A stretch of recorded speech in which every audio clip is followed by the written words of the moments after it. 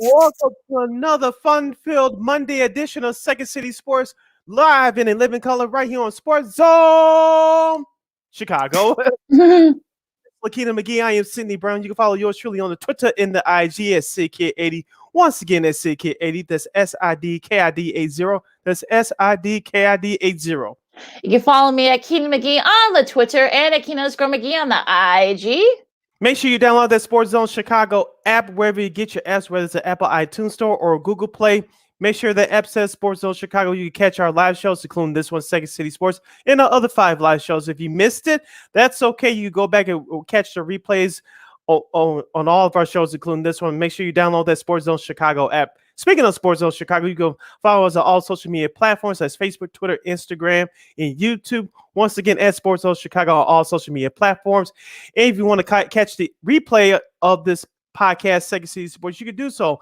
We're available on all podcast platforms by subscribing to War or Anchor. We're available on the iHeartRadio app as well. Make sure you type in those search engine boxes on those podcast platforms, WARR on Anchor. And you can follow War Media at WARR Media on Facebook, Twitter, Instagram, and YouTube. Once again, at War Media on Facebook, Twitter, Instagram, and YouTube. And thank you very much in advance for your support. Like, share, subscribe, and tell your friends. And if you want to comment or have a question for us during any time on today's show, you can do so by going to Sports Zone Chicago on Facebook or Sports Zone Chicago on YouTube. Type in your questions and comments there in the comment section. Lakeena will get them up on the screen and run it for you. And if you decide to troll or do something stupid, Lakeena will politely give you the Tom Brady boot. Speaking of Tom Brady and the Tampa Bay Buccaneers, the Chicago Bears drop to 3-4 after another embarrassing loss on national television by the score of 38-3. Lakeena, if memory serves me correctly, you said that your mother was a school teacher, correct? Yes, sir.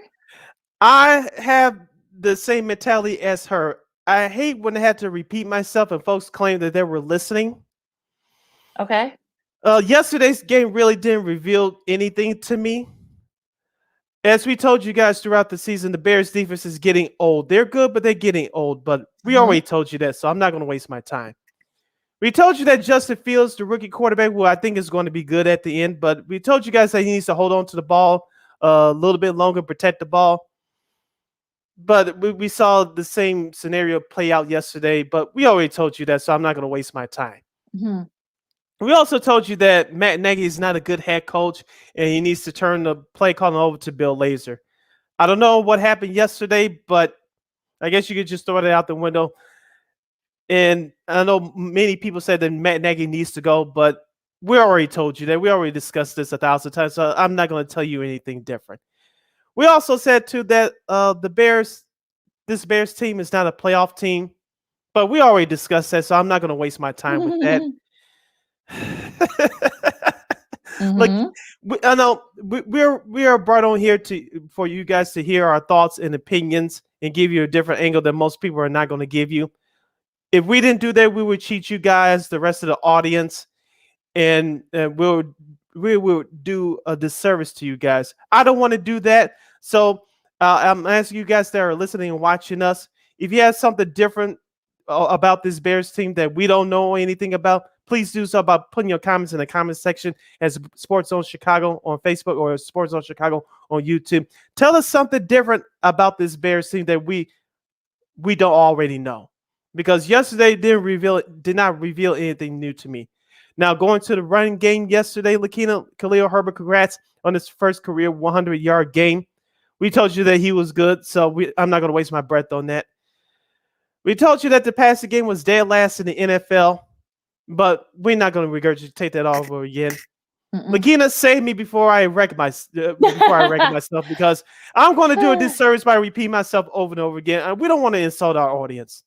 No. Look, so we have a pretty smart audience that are listening and watching us on the YouTube and the Facebook. So we're not going to insult your intelligence.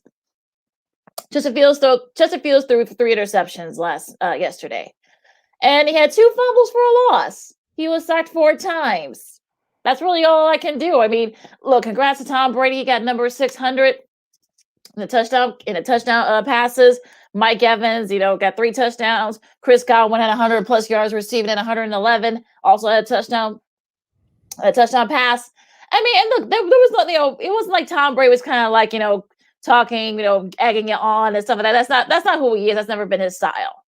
Now, as far as the defense, okay, yeah, you got 2 goal line stops. Good for you. You were down 35-3 by the time that started. And look, I mean, for all phases of the ball, the Bucs, pounded them.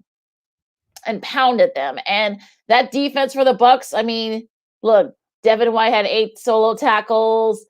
Shaquille Barrett had 2 sacks. So for me, had a sack. And, Antoine Winfield Jr., had to make some key stops. And you could probably say that, Fields overthrew a couple of guys.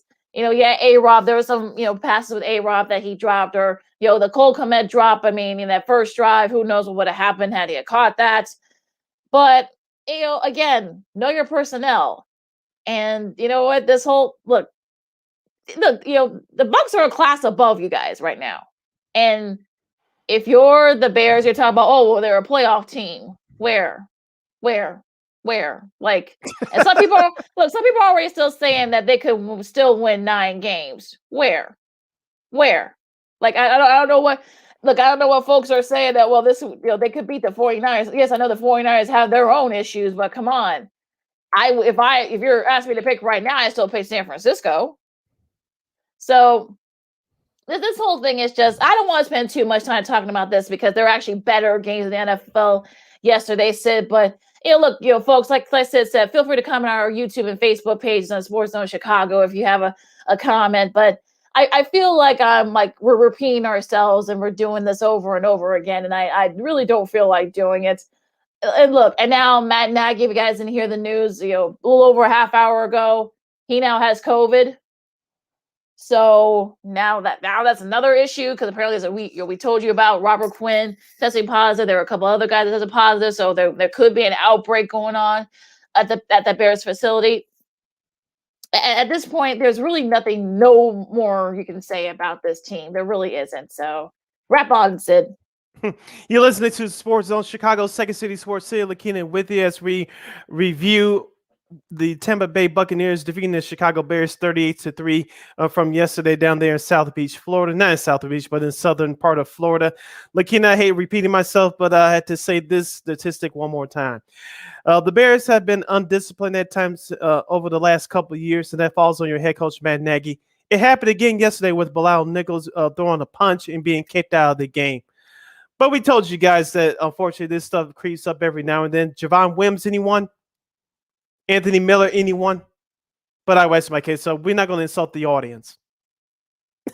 Well, yeah, and look. I mean, it feels, that's the first, 5 tournament games since Sam Darnold did it week 7 a couple of years ago.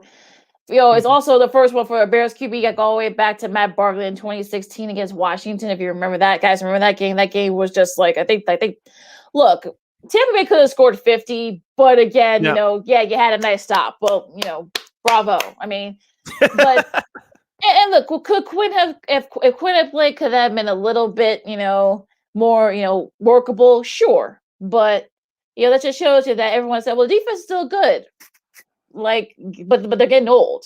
That's part of the problem. Eddie Jackson, you had 4 solo tackles, but when Mike Evans was going through, catching all those touchdowns, where was somebody? Where was he? Was someone there? Like, and the receiving core, Chris Godwin has some big yards, keep drives going. They really didn't have to depend on the running game too much. I mean, Fournette and Ronald Jones II. I mean, they all had their, they all got shared the wealth a little bit. So look, Tampa Bay just dominated the Bears from start to finish. So, and they were shorthanded too, if you guys remember. No Antonio Brown, no Gronk. So Levante David didn't play. Levante David didn't play either. Yeah. So it's just, sorry, they're way ahead of you right now. They're the defending Super Bowl champs for a reason. So Khalil Herbert, congrats, 100 yard, his first, hopefully many 100-yard rushing game. But and now there are folks who are saying that maybe bring Dalton back. I don't know if that would really do anything, but no, he'll get hurt again, unfortunately. Yeah, so I think this season's a wash. I know people are already talking about, job security and things like that. Look, we're only in week 7, okay? We're only like not even halfway through the season yet. So we're still got a ways to go.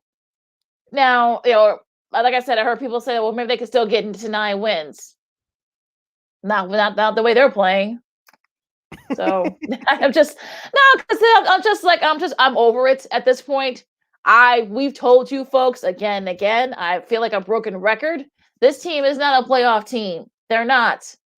They're barely a 500 team. I'm gonna again channel the late great Denny Green, that God rest his soul. The Bears are who you thought they were, and this team just isn't good enough. They're not. If you want to comment on the Chicago Bears going forward, what do you see from this team moving forward? And what did you think about the performance yesterday? You could comment on our Facebook page at Sports Zone Chicago on Facebook or at Sports Zone Chicago on YouTube. Place your questions or comments in the comments section. Lakeena will get them up and running for you.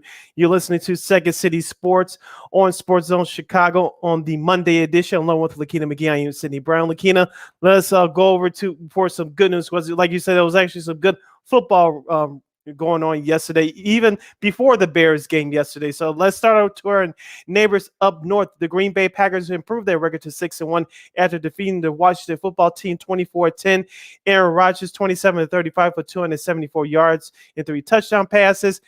Taylor Heineke had the most rushing yards for Washington, 10 carries for 95 yards. Terry McLaurin had 7 catches, 122 yards, and a touchdown.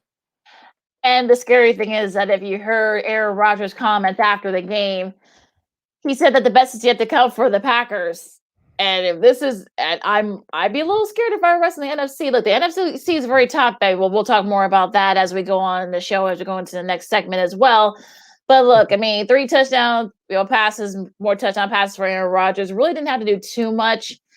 And look, Taylor Heineke did the best he could, but again, the talent just isn't there for Washington at the moment. They've also had their injury issues too. Mm-hmm. And look, they're the reason why they're the defending champions in the NFC North. I mean, I know some people will say that, they're not they're not the same Packers teams from a couple of years ago, but look, they became the first team in NFL history to win 6 straight games following a season opening loss by 35 points. So, that's look, I mean, that they get shellacked by the Saints. That's like 100 years ago. So, I think they're playing good at the right time. This game I predicted an upset, and look what happened. The Tennessee Titans upset the Kansas City Chiefs by the score of 27-3. The Titans improved their record to 5-2. The Chiefs are now 3-4. Ryan Tannehill 21-27 for 270 yards and a touchdown pass. Derrick Henry had a touchdown pass along with 29 carries for 86 yards. A.J. Brown, the stud wide receiver from the Titans, 8 catches, 133 yards in a score. Patrick Mahomes went out with a concussion. He was cleared, but he was not brought back in the game. Lakeena, two things told the story for me yesterday. The Tennessee Titans were a better football team. They punched the Chiefs in the mouth from the start. And number 2, I'm not saying the Kansas City Chiefs are not going to the playoffs, but it's going to be a harder road for them to get back to the playoffs this year. You can kiss the number 1 seed goodbye. Well, you forgot Derrick Henry actually threw a touchdown pass. I think that's his first touchdown. Oh, okay, did. Oh, okay. So, okay. but yeah, I mean, look, I'm not gonna write Kansas City off just yet. But do I think they have been figured out and Patrick Mahomes have been figured out? Not necessarily, but I feel like at this point, it's just a very. The Titans, look, what are we for the Titans, right? They beat Buffalo, they beat Kansas City at home, and look, their defense, look, if you listened to us before, that defense is very opportunistic. They have 4 sacks against Mahomes and also an interception by Rashaan Evans. So that shows you that yes, their defense, they may not have the names, but that's a pretty good opportunistic defense. So I'm like, look, the Titans are kind of right up there near the top tier of the AFC right now, and they're showing you why. Look who they've beaten, and look, they've been so good. They've had a couple of losses that I'm sure they're kicking themselves right now at the moment. They got blown out by the Cardinals in the opener at home. They lost to the Jets, but it's okay. I mean, look, these sort of things happen. The ebbs and flows over the long season. So at least so far, I think they're 5-2, and that's a pretty good 5-2 team that you got. The Atlanta Falcons pulled their record to 500 at 3-3 after a 30-28 victory over the Miami Dolphins on the road. Matt Ryan, 25 for 40 for 336 yards and 2 touchdown passes, including 1 dumb turnover that almost cost him the game. Of course, I was upset at the time because he's on my fantasy team. But regardless, Miami Dolphins running back Myles Gaskin had 15 carries for 67 yards. Kyle Pitts, the rookie tight end from Florida, had 7 catches and 163 yards for the Falcons. He had 3 big catches on that final drive, which led up to the game-winning field goal. I did watch the majority of this game via my computer live, and the Atlanta Falcons they came out a little bit sluggish, but they were a great. They had a great drive, as I mentioned, to end the game. They had a shaky fourth quarter. They're actually dominating throughout. Up until the fourth quarter, but they overcame a Matt Ryan turnover to pull out the win on the road. This is the second game-winning field goal for the Falcons on the road this season. The first one was against the Giants last month. Yeah, I mean, that was just a strange game. Tua had 4 touchdown passes, but also had a couple of bad turnovers, and then Matt Ryan had another bad turnover that could have set up the game-winning drive for the Dolphins. But luckily, he was able to come back. That's what veteran quarterbacks do. They came right back, and they ended up set up Yang-Ho Koo for the win. And look, I mean, Atlanta. I know people. Atlanta was a sleeper pick for some people. In the NFC, but you see a little bit of it. I mean, look, Kyle Pitts. I mean, is he a tight end or is he a wide receiver? Something he's probably gonna have to figure out at 163 receiving yards, as you said, Sid. But look, Myles Gaskin had a couple of big yards, but. Again, Tua had those 2 bad turnovers, and look, there's so much upheaval right now down in Miami, because of this Deshaun Watson trade and this and that. So, but if you're Atlanta, you'll take the win. It was ugly, but look, sometimes you got to have a couple of these ugly ones in a long season. It was the New England Patriots 54 and the New York Jets 13. Rookie quarterback Zach Wilson was injured. He's going to be out 2 to 4 weeks with a right knee injury. As far as the game goes, Mac Jones had 24 of 36 for 307 yards and 2 touchdown passes. Damian Harris, the running back for New England, had 14 carries, 106 yards, and 2 touchdowns. Brandon Bolden, the backup running back for the Patriots, had 6 catches for 79 yards and a score. I mean, look, I'm just going to save my breath. Thankfully, if you're Zach Wilson, you avoid a more serious injury. You're only going to be gone at least 2 weeks or maybe a month. So you've saved yourself from that. There's really nothing else you can say about this game. I mean, the Jets, there's just a lot of injuries and just a whole lot of not so very good things going on down there right now. You had Michael Carter's been kind of doing it all because they've had some injuries. Rushing and receiving. He also played a little bit of defense, in a punt return. So that's just shows you how bad things are for the Jets right now. So you can keep going. Yeah, a couple of games to wrap up for this first segment from the early window. The New York Football Giants finally decided to show up yesterday. That was the only loss that I had in my picks from the early games. They defeated the Carolina Panthers 25-3. Daniel Jones for the Giants had 23 from 33 for 203 yards and a touchdown pass. Devontae Booker ran the ball for the Giants for 14 carries for 51 yards and a score. DJ Moore for Carolina had 6 catches for 73 yards. Daniel Jones had a OBJ-like type catch during that game. And on the flip side for the Panthers, Sam Darnold was benched early in the fourth quarter, but head coach of the Panthers, Matt Rule, said that Sam Darnold is his guy going forward. And the Carolina Panthers, their name has been back in the mix for the Deshaun Watson trade sweepstakes once again. Well, yeah, unfortunately for Darnold, he's kind of regressed back into being the New York Jets' Sam Darnold. So, they brought PJ Walker in. He wasn't doing any better. So that was it for the Panthers. I know injuries and everything else that's been killing them, and that's kind of come back to bite them. And look, New York, the Giants looked really good yesterday, like you said. I mean, Daniel Jones was actually catching things as well. So that shows you what kind of the day that they had, and also too, the defense actually was actually pretty good. I mean, they had 6 sacks, so that another thing. So it really was a good. Probably the best the Giants have looked all year now. Well, I'm not going to say they're going to end up competing for a wild card spot, but if you're a Giants fan, you'll take a win like this. In the last of the early games, it was the Cincinnati Bengals, as I told you on Friday, and they defeated the Baltimore Ravens by the score of 41-17. Now the Bengals are in first place as virtue of the win yesterday atop the AFC North Division. Joe Burrow for the Bengals had 23 of 38, passing for 416 yards and 3 touchdowns. Lamar Jackson had 12 carries and 88 yards for Baltimore.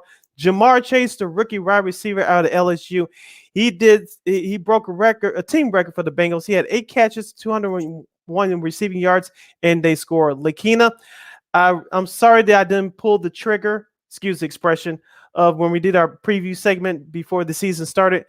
I had Cincinnati as a borderline playoff team. Call me crazy, but I'm convinced they're going to the playoffs now. You can look at the rest of their schedule. They're done with the NFC portion of their schedule. They went 2-2. If it wasn't for that performance here in Chicago last month, there would be 6-1 right now. You can make a case they could be undefeated if they didn't screw up that Packers game. But they look like a playoff team in the making for me. Well, and like you said, they probably should be 7-0 right now. The Bengals are. And I think the Bengals wanted to show folks that this is not the Bengals team that had been terrible the last few years. And look, I've said it before. If Joe Burrow had not gotten hurt, they probably could have made the playoffs. Now, Chase, that connection, that combo, they won a national championship together. I'm talking about Chase and Burrow. And look, 201 receiving yards. That now, he now has 754 receiving yards already this year. That's the most by any player through their first 7 games of in their career. So that should tell you something. And also, too, I mean, this is the first time also between him and Pitts that it's the first time that players 21 and younger had 150 plus receiving yards in the same week. That's another little tip right there. And look, on the flip side for Baltimore, I mean, look, people have already been saying that Baltimore, they were lucky, they're frauds. Look, they're off this week, so look, they need some help. They need secondary help. If you're Marlon Humphrey, you're probably not having a very good week this week because you let Chase sort of just run all over you. And look, with the trade deadline coming up in about a week or two in the NFL, that's probably something that they're gonna have to look at. I'm talking about the Ravens, but look, do I think the Bengals could win the division? Yeah, but I think that right now, the Browns are having injury problems. You don't know what the Steelers are. We'll see if Baltimore's real after their bye. And look, we'll see. I mean, but that AFC North is very much wide open. More of our Week 7 recap from the National Football League. When we return, also, we'll give you our studs and duds, and we'll highlight the best and worst from a college football Saturday. Along with Lakeena McGee, I am Sidney Brown. You're listening to Second City Sports on Sports Zone Chicago. AutomotiveMap.com presents the Sports Flash on the Sports Zone Chicago. In Sunday's Major League Baseball action, the Cubs got pounded 9-1 at home against Kansas City. The White Sox shut out on the road 9-0 at Tampa. NFL preseason on Saturday, the Bills hammered the Bears 41-15. Andy Dalton, 11 of 17, passing 146 yards, a touchdown, and an interception. Justin Fields, 9 of 19 for 80 yards. Head coach Matt Nagy says Dalton remains the Week 1 starter and that Fields is ahead of schedule. When you look at a guy like Justin and you see the things that he's doing, are there some things that he can get better at? Yeah, for sure. That's going to be, we're going to say that 3 years from now. But at the same point in time, for him, there's also things that he's doing better probably than we thought coming into this, which is good too. Like, that's what we want. We want that to happen. Download the free Score app. Lightning fast updates so you never miss a thing. It's why the Score app is one of North America's most popular sports apps. I'm Chuck Sanders. That's the Sports Flash on the Sports Zone Chicago. Blue Star medicated ointment works fast to relieve the pain and itch of almost any skin irritation. It's amazing. It's like as soon as you put it on, you can feel it working. We've had Blue Star in the family for years. It works on everything. I love the cooling sensation on my athlete's foot.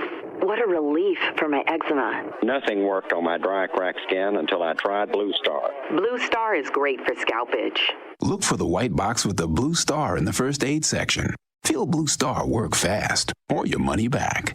Want to hear something amazing? Discover matches all the cash back you earn on your credit card at the end of your first year, automatically, dollar for dollar, with no limit on how much you can earn. Extra cash? Come on, how amazing is that? In fact, it's even more amazing when you realize all the places where Discover is accepted. 99% of places in the U.S. that take credit cards. So when it comes to Discover, get used to hearing yes more often. Learn more at discover.com/yes. 2021 Nielsen Report. Limitations apply.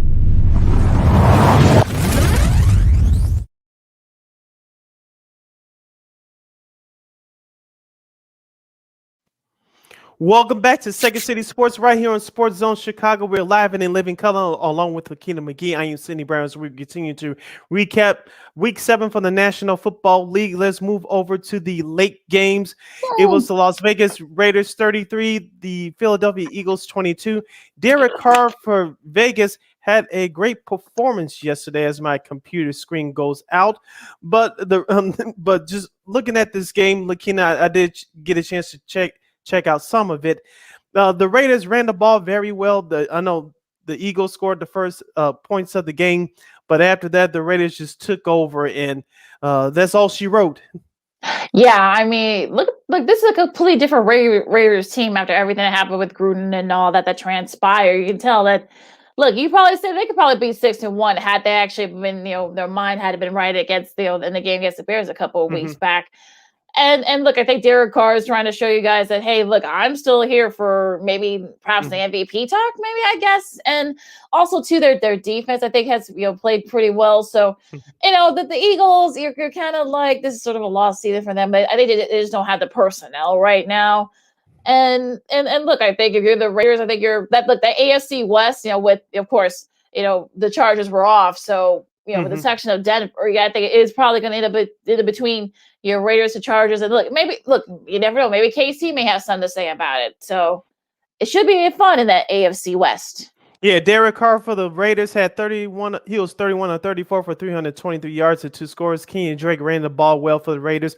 14 carries, 69 yards in the score. The game of the day from the late window yesterday was the Los Angeles Rams barely, I do mean barely, getting by the Detroit Lions 28-19. Matthew Stafford for the Rams was 28 of 41 for 334 yards and 3 touchdown passes in his revenge game. Jamal Williams ran the ball well for Detroit, 12 carries, 57 yards. DeAndre Swift had the first touchdown of the game. He was the starting running back for the Lions. Cooper Kupp for the Rams had 10 catches and 156 yards and 2 scores. Lakeena, watching the majority of this game yesterday live via my computer. Dan Campbell, you can say what you want to about, we all made a joke about him with his press conference back in March in the offseason, but he had a game plan yesterday. He had a fake punt, and then onside kick in the same quarter to keep the Rams from taking the field. So the Lions chunk up 10 points in almost half of time of possession in the first quarter. If that's not a game plan, I don't know what is. Maybe somebody from the Bears could look at that game and say, maybe we can implement some of that at some point. I don't know. But the Detroit Lions did something that the Bears couldn't do, score touchdowns in the first half. The Lions did so with 16 points in the first half. The Bears 0. I'm just saying. Well, yeah, look, I think that's what kept it in it, right? Because that was probably sort of the key to keep, Stafford and the rest of that offense off the field. But the defense, I think they weren't fooled anymore. And there were a couple of times they did. I think they had another fake punt. But in the second half, but in the end, that talent kind of prevailed there. And look, I'm sure. Look, Dan Campbell's just that crazy that he probably would have been done if they were 6-0 or 7-0 or 6-1. That he probably would still be doing this type of crazy stuff. That just shows you how crazy he is. But I'm not saying crazy per se, but yeah, I mean, look, this actually ended up being a pretty good game. Stafford had 3 touchdowns. I'm sure he probably would have loved him more. But look, I think they did just enough to win that game. Cooper Kupp, if you have on your fantasy team, you still had a pretty good day, 156 yards and 2 touchdowns as touchdown catches, as you said, Sid. So, but look, the Rams are just enough to win. I mean, you're going to have these kind of crazy games, throughout, at least one of these. So, it's fine. And look, you got the win, and Stafford beat his old team, so it's, that's fine. Yeah, I almost wanted to pull we talked about this before we went on today, Lakeena. On Friday, I did pick the Rams, just like yours, just like you did and our buddy Christine Manica. But even though we don't do point spreads on this show, I should have told you guys to pick the Detroit Lions in the point spread. They were 16-point underdogs. They lost by 9. So if you had Detroit on the money line, you won big yesterday. So congratulations to you. The other game that was running at the same time as the Bears and Buccaneers on CBS, and this team was a 18-point favorite. As I told you guys, they recovered the spread. The Arizona Cardinals are the only undefeated team left in the National Football League. They improved their record to 7-0 after a 31-5 thrashing of the Houston Texans. Kyler Murray, 20 of 28, 261 yards, 3 touchdown passes. He may be in the MVP conversation as well. Running back Chase Edmonds for the Cardinals had 15 carries for 81 yards. Zach Ertz, who was on my fantasy team yesterday, he made his debut in the Arizona Cardinals uniform. The stud tight end had 3 catches, 66 yards, and they scored. And DeAndre Hopkins, playing against his former team, also had a touchdown reception. Christian Kirk also had a touchdown reception. And look, they had a bit of a slow start. They gave up a safety early on, but, they kind of kicked it into gear. And look, like I said before, there are going to be some games where, you beat a team that only has, their win is only has one win and kind of just drag, for a little bit, then kind of like, kick it into high gear. And that's what happened with Arizona yesterday. I mean, look, again, it wasn't pretty, but again, they did what they're supposed to. They slowed down the Texans. They didn't have any interceptions, but they did give up a lot of 3 and outs for with the Texans offense. And look, Kyler Murray had an early interception, but he actually was able to overcome that and did what he needed to do. And look, I think Kyler Murray should definitely be in that MVP conversation. There are a lot of quarterbacks that are probably in that MVP conversation right now. But look, if you're the Cardinals, I think you'll take this, especially going into a really big game this Thursday against the Green Bay Packers. I mean, and look, that should be a fun one regardless, although there might be a big development there. I'll talk about that in a second. But look, Cardinals still the only undefeated team left in the NFL right now. In a Sunday night football contest had the San Francisco 49ers in the Indianapolis Colts. It was raining, it was cloudy, and the 49ers paid for it. The Colts beat the 49ers 30-18. Jimmy Garoppolo for San Francisco, 16-27, 181 yards in the score. Elijah Mitchell had a big game for the 49ers. He carried the ball 18 times for 107 yards in the score. Michael Pittman Jr. had a big touchdown catch for the Colts, 4 receptions for 105 yards. Lakeena, both these teams are not great, but it was Indianapolis that came out on top somehow at the end. I told you on Friday, Lakeena, I regret picking the 49ers. I thought they would have just a little bit more than the Colts did. They did at certain parts of the game, but Jimmy Garoppolo is not the answer for the 49ers at quarterback. Too bad Trey Lance is hurt, because if he wasn't, Lance would have been in that lineup last night. Will he play against Chicago coming up next week? I'm not sure. I doubt it. But we talk about our team, the Bears, having issues. The 49ers really have their own issues as well. Yeah, with injuries and such. And, Kittle was still out too for the 49ers as well, among other injuries. So, yeah, I think that, in the case of 49ers, they're just having really bad luck. And look, if you saw this game, it was rainy, like you said, Sid. It was slippery. It was a little bit windy too. There was a lot of guys who were dropping balls on both teams. It was just like hot potato with the football, because they had to. If you saw that the guys, the ball guys had to kind of make sure the balls were wiped up every single time, because the rain kind of got to it. But look, they're getting so much needed rain over there in California, so I'm sure not complaining too much about it. But and look, the Colts did just enough to win that game. I mean, it's sort of, like you said, Michael Pittman Jr. had that key touchdown catch that kind of, sealed the win for them. And look, their defense, again, they've had some issues with their defense, just didn't, it just wasn't, they weren't able to slow Carson Wentz them down. So that's kind of another reason. But, I know some Bears are already saying that the Bears could win the game against the 49ers. The 49ers are just as talented. It's just that they haven't had a lot of good luck. Speaking of good luck, who are your studs and duds from Week 7 in the National Football League? Well, Jamar Chase was one. Like I said before, 201 yards, 754 yards, receiving yards. That's the most after 7 games for somebody. So I think that's a big one. Also, going back to the Thursday there, D'Ernest Johnson had a career high 146 yards in the Browns win over the Broncos. He only had 11 rushing yards this season and 198 career rushing yards prior to that. So just an amazing story. Now again, he's probably gonna have to hold down the fort with both Nick Chubb and Kareem Hunt, both probably gonna be out for another week or two. So, and a big thing there also too. What's my third stud? I'll say Tom Brady, number 600, in the touchdown passes, just another. I don't know how he said he can do this until he's 50. I don't know if he can, but so far it's actually looking pretty good. Yeah. What are yours? Yeah, my 3 studs from yesterday were Dan Campbell of the Lions. Even though it was a loss, it was a great game plan. You know, a fake punt and an onside kick in the same drive in the same quarter. That was amazing. You had guts to do it again in the second half. That was amazing. Even though it was a loss, the Lions showed you something yesterday. So that's my first stud. Second stud is Mike Evans. No, not the actor Ralph Carter from Good Times. Mike Evans, the wide receiver from the Tampa Bay Buccaneers, 3 touchdowns against the Bears, enough said. And my third stud will be Kyler Murray. All right, now what about your duds? Okay, and a bonus stud is the rookie linebacker from the Atlanta Falcons. He had a blocked field goal yesterday against the Dolphins, so that's my bonus stud. Okay. My duds, the whole entire Carolina Panthers team, bad. Yeah. You were 3-0, now you lost 4 in a row. No, thank you. Save yourself. Yeah, my second dud will be the Baltimore Ravens, even though I did pick them to lose, so they get my second dud. My third dud, just because the Chicago Bears. Need I say more? Oh, you're going to use on yourself there.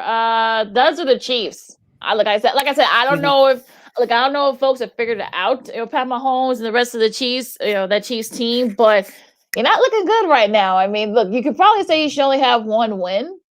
If they had not, if it not had lost to the Browns, if the Browns had not been able to, slow y'all down.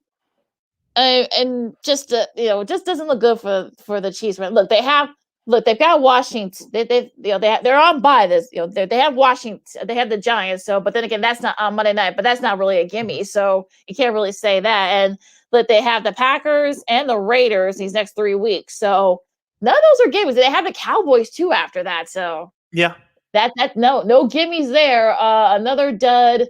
The Baltimore Ravens, you covered it, Sid. I mean, I feel like I'm kicking myself right now. But look, I mean, that Bengals team is actually pretty good, so I can't really fault them too much. But they're definitely going to need to do some soul searching. They're on bye this week, so they're going to have to make some adjustments. They lost another guy on their O-line. You may have to pick up some guys in the trade deadline. So just awful for just not a very good, probably the worst game of the season, I think, for the Ravens. But also, too, I'll say the Dolphins. There's a lot of upheaval down there in Florida. And, with the rumors of Deshaun Watson and whether or not he's going to be there, he's going to be traded down there.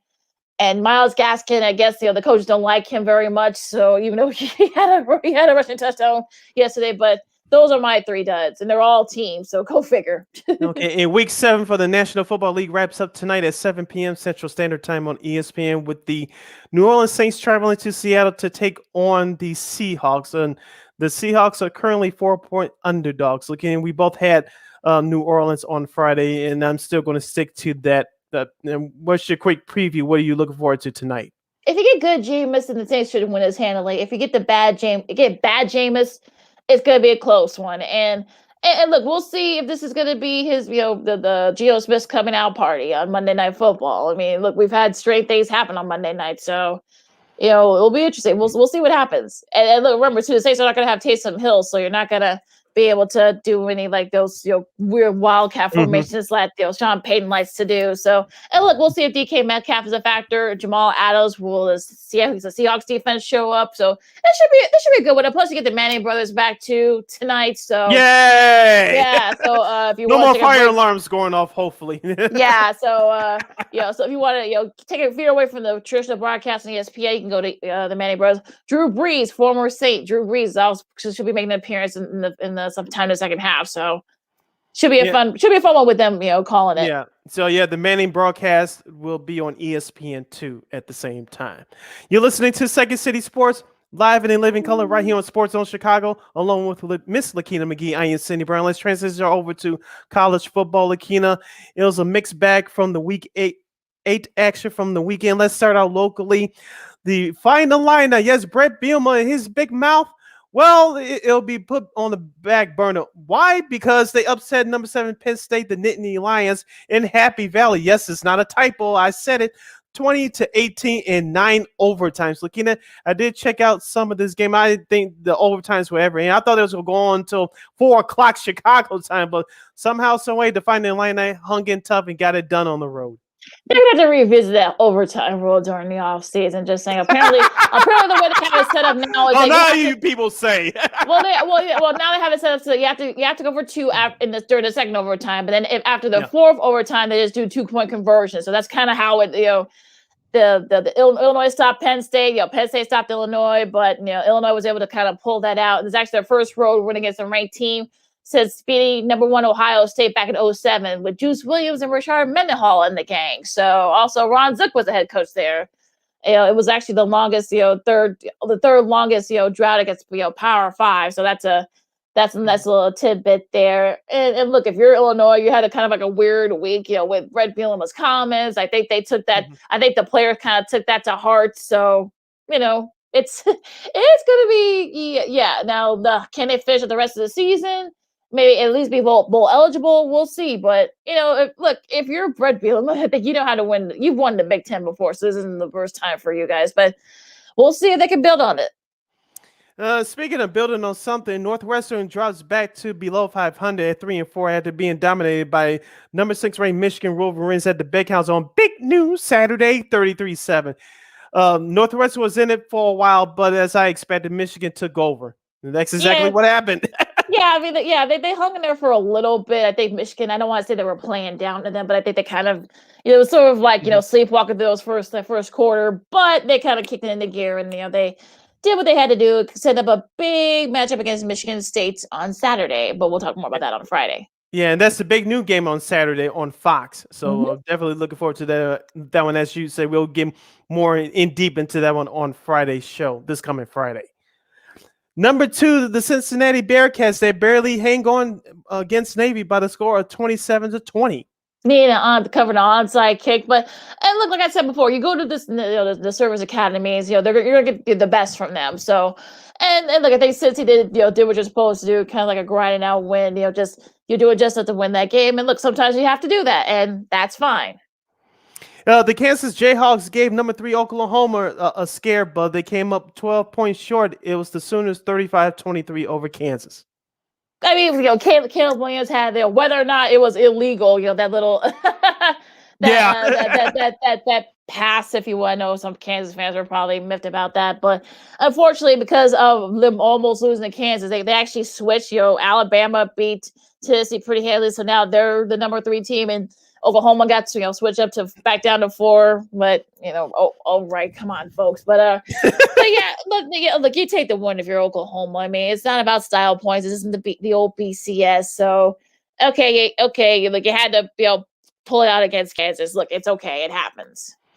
Back to Big Ten action. It was Wisconsin 30-13 over number 25 ranked, but Purdue Boreal Megas. I did catch some of the second half. Lakeena, Purdue got beat up, especially up front. And Wisconsin, they started out the season slow, but looks like they're getting back on track as far as we know them to be one of the premier teams in the Big Ten.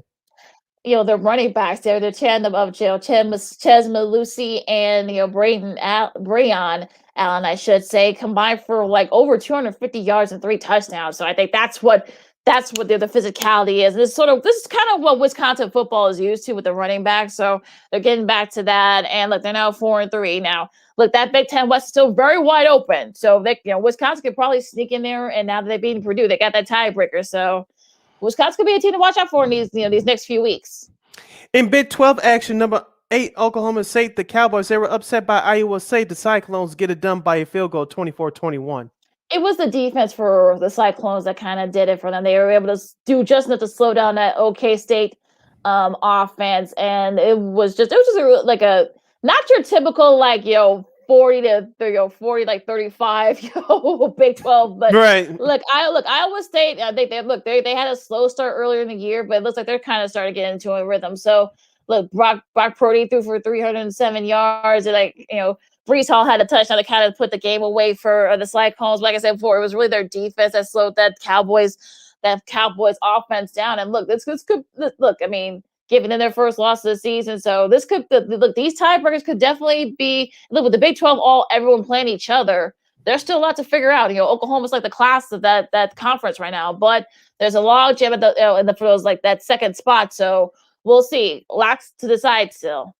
Let's go to SEC action. Of course, you mentioned Alabama, number 4. They dominated Tennessee 52-24, but it was number 12, Ole Miss. They dominated LSU by the score of 31-17. Ed Orgeron's farewell tour continues, and it gets a big old boot in the rear end. Matt Corral had a solid showing for Ole Miss. Also, too, they retired Eli Manning's number over at Ole Miss this weekend. So, a nice showing for that was a nice move for him and his family. And also, look, a good showing. I think, look, if you're Ole Miss, you're sort of like, you're still kind of right there in that, the SEC East. So, you wonder, okay, can we somehow pull it out and, and get past Alabama to win that division? We'll see.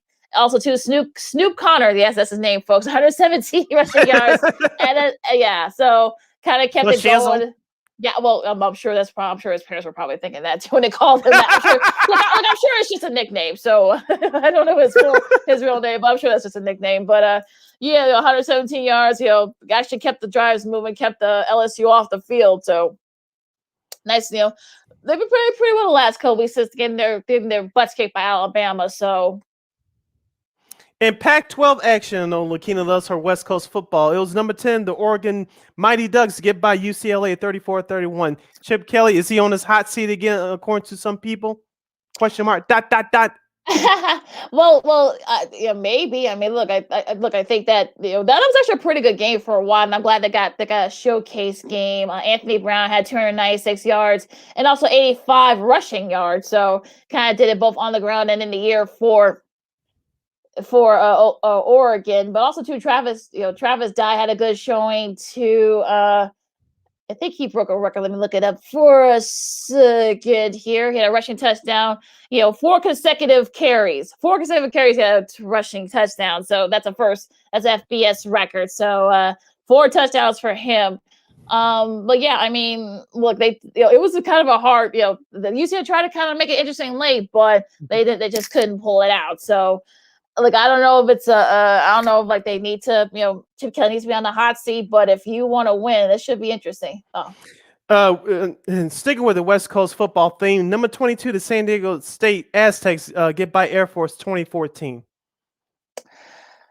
Look, they're undefeated right now. San Diego State is. Rocky Long's doing it again over there in San Diego. And look, I mean, this could be. Look, do I think they could probably perhaps look? A lot has to happen for them to even try to even sneak in to get that chance to try to maybe get that that Power 6, Power 5, non-Power 5, spot. But look, Lucas Johnson, look, they really didn't have to do too much. But I watched a little bit of this game via my laptop here, but it's just enough. And also, too, it was definitely one of those like gritty, like grinding out type of things. It's sort of like a game of chess, rushing yards, for everybody. So, it's about the rushing yards, the rushing yards, if you will. And the Aztecs were able to, was too much for the Falcons.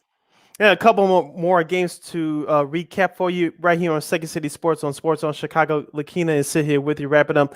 Recapping the week 8 that was from the world of college football. It was number 13 Notre Dame. They get by USC 31-16. I did check out some of this game. USC, they're looking for a new head coach. They don't have the talent all around. Notre Dame, I know, Lakeena, you're against them, and rightfully so, but they should have done what they did. They dominated USC. They pulled away in the fourth quarter. Yeah, I mean, look, this is sort of the we everyone expected this, right? I mean, USC did make it easier for a little bit, but again, it wasn't enough. And some interesting names too. If you leave Heisman Trophy winner and former SC QB Carson Palmer, some names he said on the Dan Patrick show a few minutes, about an hour ago, he said that some of the front runners, if you will, I don't think how he would know this, but James Franklin from Penn State, Matt Campbell from Iowa State, Luke Fickell from Cincinnati, of course, and also Steelers head coach Mike Tomlin. So some interesting names there. Again, this is according to Carson Wentz. So he's still very close to the program, so I think he probably would know. But back to SC and Notre Dame. This is a rivalry game, and just Notre Dame just has the better personnel right now. It pains me to say. Yeah, a couple of the scores. Number 5, Ohio State. The Buckeyes dominated Indiana as we expected, 54-7. Number 17, Texas A&M the Aggies get by South Carolina, 44-14. And number 18, NC State. The Wolfpack, they were upset by the University of Miami Hurricanes, 31-30. I did check out some of that game. Lakeena, you mentioned that star running back is out. De'Aaron King is out. They're still quarterback for the year. It was a hard-fought, ugly game, but somehow they pulled out the win. Look, I think if you're Miami, you really needed that. Because there have been so many injuries. We'll see about Manny Diaz and the rest of that coaching staff job security. So look, you really needed a win like this, and then look, I think that look, I don't know if this will help get his job, save his job, but I think if you're for morale, I think that's definitely the type of win that you need if you're in Miami. All right, our number 1, and also too. One more time, Oregon State, beat Utah in a big game for positioning in the Pac-12 in both the divisions. So, a nice win for that program. The Beavers, they're look, like I said before, they could definitely stick in there and win the Pac-12 North. So, especially with this win against Utah, they're 5-2. They could definitely, perhaps, they may end up be on the driver's seat to win that division. Our number 1 in the books. Our number 2 straight ahead. We'll discuss among topics, both the tennis at the UC, the Bulls and the Blackhawks, plus the weekend that was from the National Basketball Association, and a whole lot more. You're listening to Second City Sports live and in living color right here on Sports Zone Chicago, along with Lakeena McGee. I am Sidney Brown. Don't you move a muscle. AutomotiveMap.com presents the Sports Flash on the Sports Zone Chicago. In Sunday's Major League Baseball action, the Cubs got pounded 9-1 at home against Kansas City. The White Sox shut out on the road 9-0 at Tampa. NFL preseason on Saturday, the Bills hammered the Bears 41-15. Andy Dalton, 11 of 17 passing, 146 yards, a touchdown, and an interception. Justin Fields, 9 of 19 for 80 yards. Head coach Matt Nagy says Dalton remains the Week 1 starter and that Fields is ahead of schedule. When you look at a guy like Justin and you see the things that he's doing, are there some things that he can get better at? Yeah, for sure. That's going to be, we're going to say that 3 years from now. But at the same point in time, for him, there's also things that he's doing better probably than we thought coming into this, which is good too. Like, that's what we want. We want that to happen. Download the free Score app. Lightning fast updates so you never miss a thing. It's why the Score app is one of North America's most popular sports apps. I'm Chuck Sanders. That's the Sports Flash on the Sports Zone Chicago. Blue Star medicated ointment works fast to relieve the pain and itch of almost any skin irritation. It's amazing. It's like as soon as you put it on, you can feel it working. We've had Blue Star in the family for years. It works on everything. I love the cooling sensation on my athlete's foot. What a relief for my eczema. Nothing worked on my dry, cracked skin until I tried Blue Star. Blue Star is great for scalp itch. Look for the white box with the blue star in the first aid section. Feel Blue Star work fast or your money back. Want to hear something amazing? Discover matches all the cash back you earn on your credit card at the end of your first year, automatically, dollar for dollar, with no limit on how much you can earn. Extra cash? Come on, how amazing is that? In fact, it's even more amazing when you realize all the places where Discover is accepted. 99% of places in the U.S. that take credit cards. So when it comes to Discover, get used to hearing yes more often. Learn more at discover.com/yes. 2021 Nielsen Report. Limitations apply.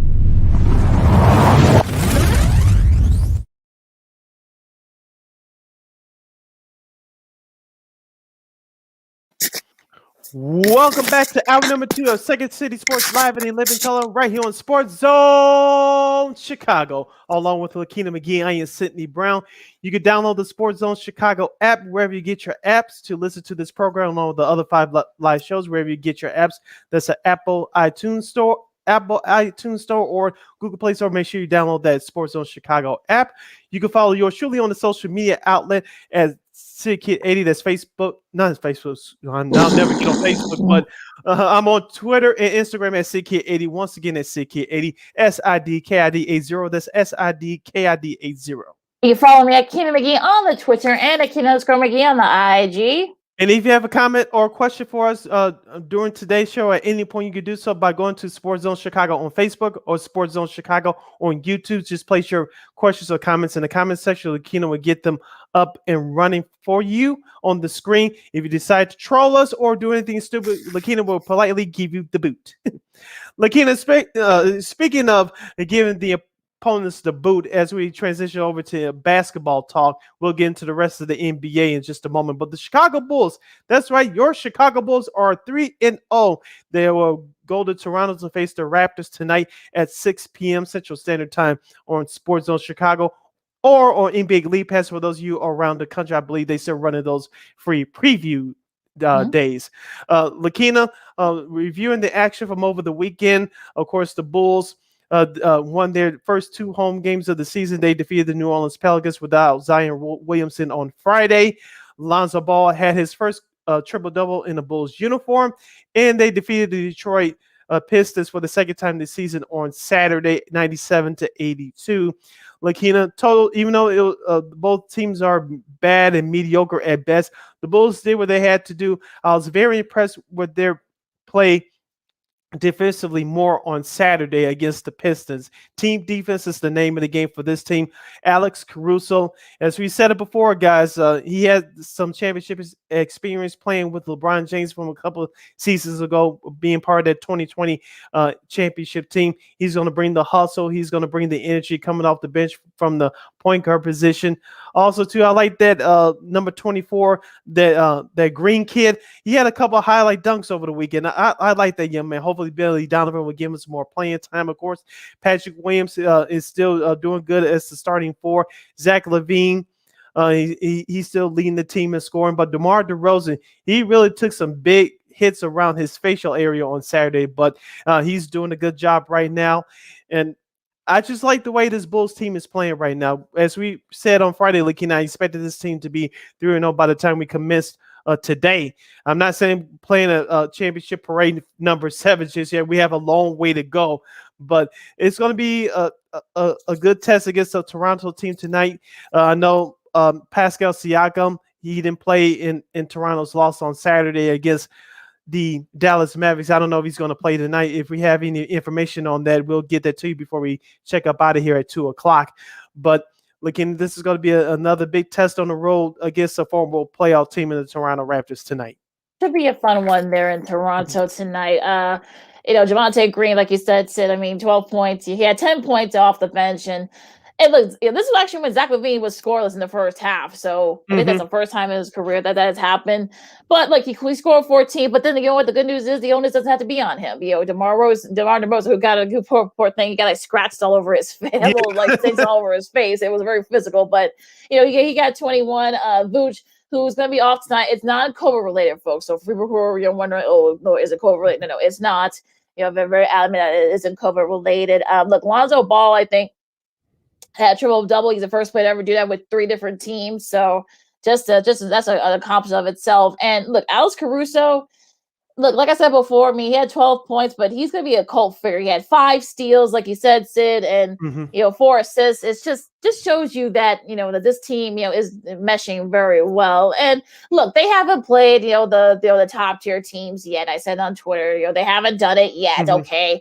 Fine, but look, you can't help but you can't help but beat teams that's on your schedule. So they'll play New York on Thursday, they play Utah on Saturday, and Boston next Monday. So we'll find out how good this Bulls team is. But I think look, you beat the teams you beat. You have the confidence and the competence to kind of so you can beat those top tier teams. We'll see. They're not there yet. I'm not saying that they're going to be the number 1 seed in the East. There are a couple of teams that still have that possibility. But look, I think the Bulls, if they can mesh, they can.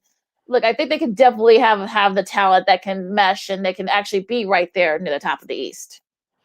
You listen to Second City Sports right here on Sports Zone Chicago. We're live and in living color. Sid Lakeena here with you. If you have any comments about the Chicago Bulls for this segment or the rest of the NBA, you could do so by placing your comments or questions in the comment section on Sports Zone Chicago's Facebook page or on Sports Zone Chicago on YouTube. Place those comments or questions in the comment section. Lakeena will get them up on the screen and running for you. Lakeena, going back to this Bulls team, as we said on Friday after the not home opener, but during the season opening game at Detroit last Wednesday, some people freaked out that they didn't blow out the Pistons like they did on Saturday, even though they ended up a 15-point final score on Saturday. But back to Wednesday's game, some people were upset. Oh, they didn't dominate the Pistons. What's wrong? This team is a fraud and all that stuff. We talked about it on Friday, but we said this is a process, and it's going to take a while. And as you mentioned, their schedule coming up for this week is going to have an early test, but we can't really measure this team too much until Kobe White comes back sometime, hopefully next month. And Ayo Dosunmu has looked good in limited action so far. What I want to see is who's going to bring that defensive intensity in terms of the perimeter off the bench. Is it Tony Bradley Jr.? Is it somebody else? Well, we've seen it from the guards are already with Alex Caruso and, like I said, Javonte Green. I like the energy that those two guys bring to the floor. But I want to see what other players are going to step up for this Bulls team coming off the bench, especially defensively. Yeah, you still got Derrick Jones Jr., you got Simonovic, you got Bradley. So, look, he could Billy Donovan can go like a good 10, 12 deep if he wants to or whenever he wants to. So that's, if you're an NBA coach, you'll take that. That way you don't have to they'll always depend on your top tier guys. And that's cool. Now again, like I said before when we were talking about their scheduling for this next week, look, I'm not going to freak out if they should be able to win a couple of these games. I'm not going to freak out. They have the week after that, they have like a home and home against Philly. So they should be able to win one of those games. I'm not going to freak out if they lose like 2 or 3 of those, because like I said, like we've been saying, they're not there yet, but I think this team does have a talent to kind of be right there to be like a 4 or 5 seed in the East. So I'm not worried about that. And look, like I said before, Zach LaVine struggled in that game against Detroit. But again, you didn't really need him. You got DeMar DeRozan and Vooch to kind of pick up the slack. Now Vooch is going to be out tonight. You got LaVine, you got Ball, and of course DeRozan. I'm sure he's going to want to try to put a show for one of his old teams at Toronto, so to have them pick up the slack. So I think that's what you want, and that's why you have all this depth. So. Yeah, as we mentioned before, head coach Billy Donovan has some toys to play with, and we shall see how they perform tonight without Vucevic, as you mentioned. So the Bulls will pick it up again tonight for their second road game of the season at the Toronto Raptors. That's like 6 p.m. locally on NBC Sports Chicago and across the country on NBA League Pass. Lakeena, let's get to the best and worst of the NBA from over the weekend. Lakeena, the Los Angeles Lakers, they defeated the Memphis Grizzlies by a couple of points last night. But let's go back to Friday's game. That was a featured late game on ESPN. The Suns defeated the Lakers 115-105. The Suns just had the Lakers number right now, and this really dates back to what happened in the playoffs in that 6-game series last year. Yeah, and also too, congrats to CP3 because the first player to have to surpass 20,000 points in addition to 10,000 assists. So he already did the 10,000 assists about a little over just about 2 years ago. And, he passed the 20,000 point mark, the first to do that. So congrats to him. And like you said, Sid, I mean, like the last season, especially in that playoff game, the Suns have had their number. And look, I know that Dwight Howard and Anthony Davis got into it, but look, I think everybody gets into it in the benches, in the sidelines, in the season, in the long season. It's just that now that people have their cameras and camera phones and, television cameras are everywhere now. So it's hard to kind of get away with that. But, CP3 had 23. Booker, who you could probably say, for him is struggling. He had 22. Bridges had 21 for them. So look, I think it's just like a good all-around performance. And look, DeAndre Jordan, it's gonna be, look, I think for the Lakers, look, DeAndre Jordan is still trying to figure out where he fits. Kamar Anthony, who we'll talk a little bit more in a little bit, has 16 off the bench. Rondo's still trying to find his footing. Dwight Howard is still trying to find his footing. So look, it's like I've been saying, it's gonna take them about 5 to 10 games to really mesh together. So and plus, Frank Vogel, there were people already wondering about whether he's the right guy to coach this team with all these veteran guys. So again, give them a minute, give them about a couple of weeks, kind of figure things out. They'll be okay. But look, a nice win for the Suns, and I kind of feel like the Suns want to prove to folks that was not a fluke, that they got to the finals last year. Now, speaking of another team trying to improve and establishing identity, the Indiana Pacers, they're now 1-2 on the season after losing at Charlotte last Wednesday and losing in another heartbreaker at Washington last Friday. They picked up their first win last Saturday at home in that home opener against the Miami Heat. I actually watched some of that game live via my television, courtesy of NBA TV. The Miami Heat team, they're going to be good this year, Lakeena. I'm not saying they're going to be better than the Bulls and things along that line, but those two teams battled it out. Almost took me back to the mid to late 90s, but Indiana gutted it out in overtime. Yeah, that was a pretty. I actually got a chance to watch a little bit of that game. And look, I know our girl Lana Tucker, who's a big Heat fan, and I know she wasn't very happy with this result for but You don't say. yeah, I mean, look, I think Tyler Hill had 30 off the bench. Another, I think he's gonna be averaging about that much on 25, 30 off the bench. But look, you got the nice little stuff there. Chris Duarte had 19, and look, here's a name for you. Ashe Brissett had 18 off the bench. Also, too. Yeah, I know, right? Goga Badatsi had 12 off the bench. So, Rick Carlisle has like a lot of of course, you got to go Sabonis and Holiday and Brogdon, of course. But now you and Duarte, but you got guys that are contributing that you're like, who, where this guy came from? These are, the guys I mentioned are G League, former G League guys. So. But I think if that's the type of team that, Rick Carlisle is going to have, we'll see how they fit into this system. And I think, look, in a long season, 82-game season, I'm not like, Heat fans should not be freaking out. I mean, look, you're going to have these type of, things. So it'll be very interesting to, how the season unfolds. And the East is probably going to be a lot better than people thought. Yeah, a couple of games to review from Saturday. It was the Dallas Mavericks 103-95 over the Toronto Raptors. Of course, the Bulls will play in Toronto tonight. Of course, as I mentioned at the top of this segment, Pascal Siakam, their all-star from the Raptors, it's questionable if he's going to play tonight. He didn't play in their home opener on Saturday. Luka Doncic led Dallas with 27 points, 16 of them in the second half. Lakeena, I did watch some of this game late. I saw the beginning. Of course, it was an emotional scene with those fans returning to Toronto. They haven't seen their team play in that building in over a year. It was nice to witness that moment, watching it on television. But the Dallas Mavericks just had enough to pull away at the end.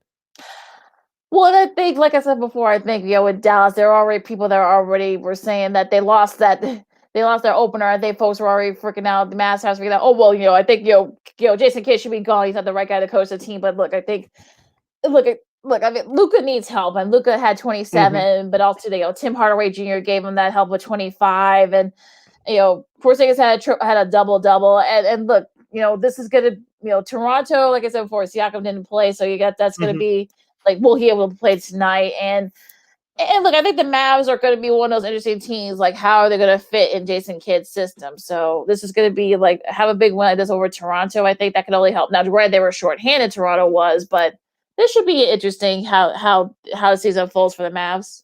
Yeah, a couple of the games from Saturday, it was the Portland Trailblazers getting their first win of the year over the Phoenix Suns, 134-105. Of course, the Suns were riding high off that win on the national television at the Lakers on a Friday, and they laid a big egg at Portland on Saturday. If you're a Suns fan, you're not worried too much about that. The Milwaukee Bucks continuing their road trip. They pick up their first road win of the year as they improve their record to 2-1. They defeated the Spurs 121-111. Lakeena, I thought Dummer was done. He's still hanging on to a job. He's a member of the Spurs now. Yeah, I know, right? That was sort of weird when I saw that. I'm like, well, really? He's playing? I thought he retired, but right. but like, I think Milwaukee. I think I think if you're Milwaukee, you needed that kind of win after just getting hammered by the Heat. So I think you needed a win like this. Look, Giannis, he had 21. Chris Middleton had 28. And look, I think that, like I said before, I think the Bucks want to show folks that this wasn't a fluke that they won the title last year. So. Like I said, it'll be like I said. The Spurs. I mean, we'll see what the Spurs. I don't know what's gonna take the Spurs. They're 1-2. That West's gonna be very tough. They'll win their share of games. They're not gonna be terrible, but they're probably gonna be meandering at 500. So, but a nice win for the Bucks. Yeah, and the Memphis Grizzlies started out their back-to-back weekend stay in Los Angeles with a 121-114 win over the Los Angeles Clippers. The Clippers lose again. They lost at Golden State on Thursday. They lose their home opener. John Morant came up big. I was watching some of that on Saturday, and The Grizzlies, they were, as we talked about during our NBA preview show with Big Dave Watson as one of our many guest panelists. Memphis is a grinding out type team, but so far this year they can score with the best of them. I think they want to show that, DeAnthony Melton had 22 in that win. Also, too, Jared Jackson Jr. had 21, helping out Morant. So I think they want to show folks that, yeah, they can score as much as they can grind you out. And look, I think they got a little taste of the playoffs last year, with the play-in. Could have easily won that play-in game, but I think they want more. If you ask, Morant will be the first to tell you that they want more. So, and look, as for the Clippers, George PG at 41. But it's going to be a while before Kawhi comes back, so they really are going to have to kind of try to grind it out and drag it out. And I honestly I don't know what you can say about the Clippers at this point. I mean, we'll see. How as they mesh. We'll see if they can kind of get together and kind of play together as a unit. Till Kawhi is able to come back, but right now it's not looking good.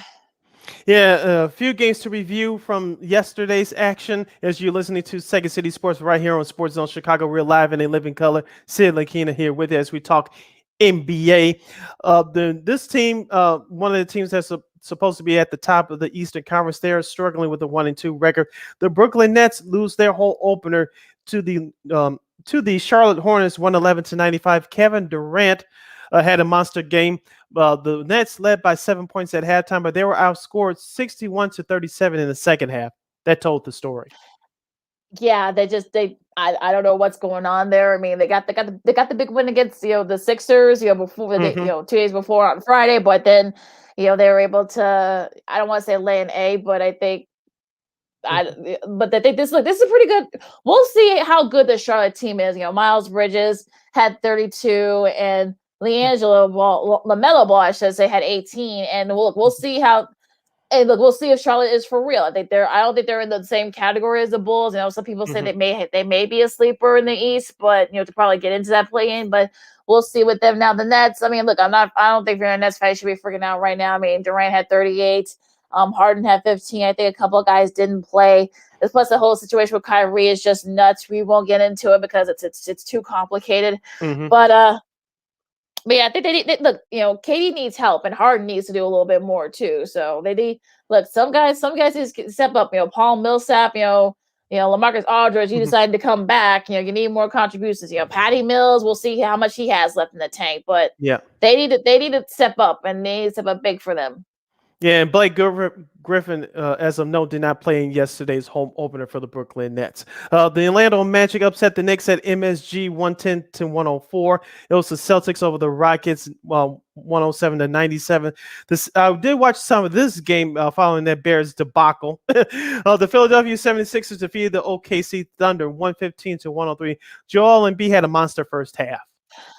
Well, he had a monster game too, and in the end, and look, I think with all that stuff with Simmons and all that, I mean, I think they just want to do their thing. And look, Seth Curry, not Steph, but Seth. We'll get to Steph in a second, but Seth Curry had 28, leading the way there. And look, I think he's probably is going to have to step up with Simmons and that whole situation. But yeah, I think that look, Embiid, Danny Green, had 11 points. Georgian had 12 off the bench for them. And look, we'll see how the Sixers are. And then I know some people will say that they need Kyrie. At this point, they don't. But, again, if they end up losing, maybe going to a 10-game losing streak, maybe I can probably say they maybe need Kyrie back. Ben Simmons back, I should say. But right now, it's not happening. Speaking of Steph Curry, the Golden State Warriors, I did watch some of this game live via my laptop, my computer. The Golden State Warriors, they improved to 3-0. They defeated the Sacramento Kings 119-107. Steph Curry's hot shooting still continues. As he said, he played like crap in the opening win at the Lakers last Tuesday. He picked it up last Thursday, as we mentioned, against the Clippers. It continued last night at Sacramento. Look, I don't know if the Warriors are for real. We'll see how they are once Klay Thompson comes back, but we'll see if Steph can keep this up. I mean, you're wondering, how is he able to still do this at 34 years old? But, also, too, Jordan Poole's been stepping up, too, for them, so I think that's been helping that. And also, it'll be interesting to see once Klay Thompson does come back, are they, who's going to be left off the bench? I mean, look, Draymond, 14, did his thing. Andrew Wiggins, he had 17, and look, they got some contributions from the bench. Gary Payton II had 10 points too off the bench. So it's look, I don't know how real the Warriors are. Again, we're still very early in the season, but we'll see. I mean, like I said before, we'll see how Clay comes back, how they play together, because that's gonna really be the telltale sign of whether or not this team's for real. Yeah, like I said, I had them as a playoff team, a championship team. I'm not going to say that just yet, only because the West is so stacked with the Lakers, Clippers, Utah, Phoenix, and Denver. So the Warriors, if they make the playoffs, unlike last year, you better hope that you avoid the play-in tournament, because you saw what happened last year. They lost both their play-in tournament games to the Lakers and to Memphis. So if you're the Warriors, you'd like to avoid that scenario this year. That means getting in the top 6, which is going to be very difficult. It's going to be very hard. Also, too, last up here, you got the Grizzlies. Almost, John Morant, who had 40 points, just missed a 3-pointer at the buzzer that would have tied the game and sent it to overtime. But it was Carmelo Anthony who, congratulations to him, passed Moses Malone for number 9 in the score on the all-time scoring list in the NBA. He had 28 points. Anthony Davis had 22. LeBron had only 19, and by LeBron standards, but they did. The Lakers did just enough to win that game. Yep, and like I said, I watched some of this. Is mostly the second half after Sunday Night Football. Of course, LeBron James. This is going to be his stat line if everything goes right for the Lakers. He's not going to have 25 points every night. This is going to be Anthony Davis's team now in terms of your go-to guy, Carmelo Anthony, as you mentioned. Congratulations to him being now in 9th place in NBA history in the all-time scoring list, passing the late great Moses Malone. Carmelo Anthony is going to come off the bench to provide some scoring. In the second unit, Russell Westbrook actually had 10 assists, I believe, in the first half. He had 13 in his first 2 games. So, as we said before, it's going to take time for the Lakers, and you're seeing improvement from Russell Westbrook already in his new role. Hopefully, they can keep that going. But John Morant, like Big Dave Watson, I know he's a big John Morant fan. I like Ja too, my man. Hit your free throws. You did with the first 2, but you could not knock down the third one. So, but it was a very good game to watch last night, and the Lakers deserved it, especially after what happened to them on that same court on Friday against Phoenix. My goodness! But this was a nice bounce back win for the Lakers, and a disheartening loss for Memphis. They had the Lakers right on the ropes. Yeah, could be kicking themselves missing that free throw. But look, if you're the Lakers, you'll take it because you needed that win desperately to kind of, if nothing else, give your team a morale boost, because they really needed that little shot in the arm. So we'll see if they put together a run here thanks to this win. Now tonight got some good ones here. You got Boston and undefeated Charlotte. They're the first time they're undefeated. Since they've actually been back in Charlotte, is their first time starting 3-0. Milwaukee and Indiana, that should be a fun one. They're also at 6. The 6:30 game on NBA TV, if you have it, you got Washington and Brooklyn. That should be an interesting one there. Yep. Also, you have the Pistons, the Atlanta Hawks at the same time at 6:30 p.m. Chicago time. You have the Battle of Florida. Shout out to our girl Alana Takauer.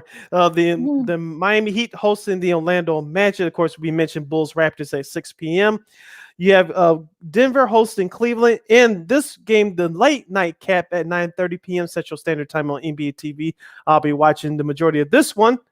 The Portland Trailblazers will travel to Los Angeles to face the Clippers. The Clippers are not in a good mood after what we mentioned what happened to them on Saturday. This should be a good contest. Paul George versus Damian Lillard. Always fun when those two play each other. And like you said before, they're not there. Clippers are not going to be in a foul mood after that. Losing that heartbreaker to Memphis. So also hunting for their first win this season. It should be a fun one there. For tomorrow, you got New York and the Knicks hosting Philly. That's the TNT game at 6:30. Make sure you guys check that out. San Antonio hosting the Lakers. That's always fun when those two play each other at 7:30. Also, you got Denver and Utah. That's the second half of that TNT doubleheader. All right, let's move over to Wednesday's action. The first game of the doubleheader for Wednesday on ESPN will be the Atlanta Hawks traveling to New Orleans to face the Zion Williamson-less Pelicans at 6:30. And, of course, the nightcap will be the Memphis Grizzlies at the Portland Trailblazers. John Morant versus Dame Dollar. That's going to be an exciting matchup to watch from start to finish. Very exciting. So make sure you guys check that out on ESPN at 9. Also, at the same time, you got Sacramento and Phoenix. Sacramento. I'm not going to say they're going to make the playoffs, but I think they're basically playing for their job security too, and with the Kings, there's new brass there. So we'll see how Phoenix responds. They had a tough loss over the weekend. So we'll see how they're not going to be in a very good mood. So we'll see how they respond after their loss to Portland on Saturday. And of course, the Nets are in the middle of the 6-game homestand on Wednesday. They'll host the Miami Heat at 6:30. Now, moving over to Thursday's action, we'll have the Atlanta Hawks traveling to Washington to take on the Wizards at 6 p.m. Then, of course, the Knicks and the Bulls at 7 o'clock. Little surprised it's not on television. No, I'm a little surprised by that, but what can you say? Yeah, the Battle of Texas for the first time this year. The San Antonio Spurs will travel to Dallas to take on the Mavericks at 7:30. And of course, at 9 p.m. on Thursday, it will be John Morant's Memphis Grizzlies traveling to San Francisco to take on Steph Curry and the Warriors. This is the first time these two teams will meet since last year's playing game, which Memphis won, by the way. Yes, they did, and I'm sure Steph's going to want his revenge on that game because he struggled in that game too. So I'm sure he wants his revenge. Should be a fun one. All right, and those are your NBA matchups for the next few days until we convene on Friday. Got a couple minutes left. So the NBA announced their 75th anniversary team, and we're not going to go through the whole list because it's a very long list. But some notables: Kareem, Ray Allen, Giannis, Carmelo, Charles Barkley, the late great Elgin Baylor, the late great Kobe Bryant. Still hard for me to say that. KD, Wilt, Steph, Tim Duncan, Patrick Ewing, Dr. J, AI, LeBron, Magic, of course, MJ, Jason Kidd, Kawhi, Damian Lillard, Karl Malone, Moses Malone, Kevin McHale. I'm glad he's fine because I feel like he never gets his due. I feel like Reggie Miller, Earl the Pearl, Scottie Pippen, Paul Pierce, Oscar Robertson, the Big O, Dennis Rodman, David Robinson, Bill Russell, of course, John Stockton, Isaiah Thomas, D. Wade, and Russell Westbrook now, and Bill Walton. So I'm not going to do the whole list, unfortunately. You can find the list online somewhere. So any notables that were not mentioned on that list? I don't know if you count TNT's pregame show last Thursday, but they brought out a couple of these names. Shout out to Kenny Smith who did. Adrian Dantley.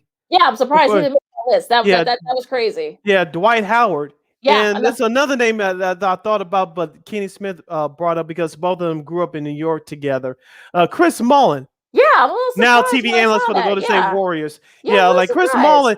I was like, especially for you young folks that are listening and watching us, go look up his highlights on YouTube. This guy was a great shooter for, of course, the University of St. John's back in the 80s. But when he got to the Warriors, he was a member of the Dream Team in 1992. He did not have just a couple of hot seasons. This dude could shoot it from the outside and take it to the basket as well. I know that he ended his career with the Warriors, I think in 2001 before he officially retired. But he was part of those Indiana Pacers teams that went to the finals in 2000. But he was one of the best free throw shooters in his era. He was a great shooter, not only from mid-range, but from three-point land as well. He was a vocal point along with Tim Hardaway with that offense with Don Nelson back in the late 80s, early 90s with the TMC. Yeah. Those were great teams to watch. Unfortunately, that team got broke up a couple years too soon, in my opinion. But Chris Mullin was a great shooter from the outside, and he could drive the ball inside too. So I'm surprised he got left off the list. I'm surprised. I'm kind of surprised that AD got on the list. I'm sure people were. There was a lot of debate on if maybe AD should have been on the list because he was injured for maybe about a year, and then it's just I just not saying he doesn't deserve it, but he's going to get into Hall of Fame, especially with his accomplishments over at Kentucky, leading them to their championship, and Coach Cal's other champion, first and only championship so far. But yeah, I mean, look, Grant Hill, some people say maybe he should have been on there, but I kind of feel like maybe his contribution to basketball is probably more so than that. Klay Thompson, some people have said that maybe should have made the list. Dwight Howard is another big glaring omission. That's probably for me, probably the biggest omission. I feel like maybe he should have been on this list. You could have taken away some of these other older, guys. Probably snuck in maybe, like you said, a Chris Mullin or Robert Parrish, I mean, I think he benefited from, being with Larry Bird and, McHale, who both made that list. So I think he kind of benefited from that. I'm not, disrespecting his accomplishments, Parrish's accomplishments, but I kind of feel like he, he probably should not have been on the list. There are probably other guys. He probably put Adrian Dantley on that list. Maybe that's why he didn't win a championship. Maybe that's why he didn't make the list. I don't know, but it's just the criteria is just weird. So I figured we could probably talk about it for a little bit. Also, too, congratulations to Dominique Wilkins, friend of the Dean Davis show from back in the day.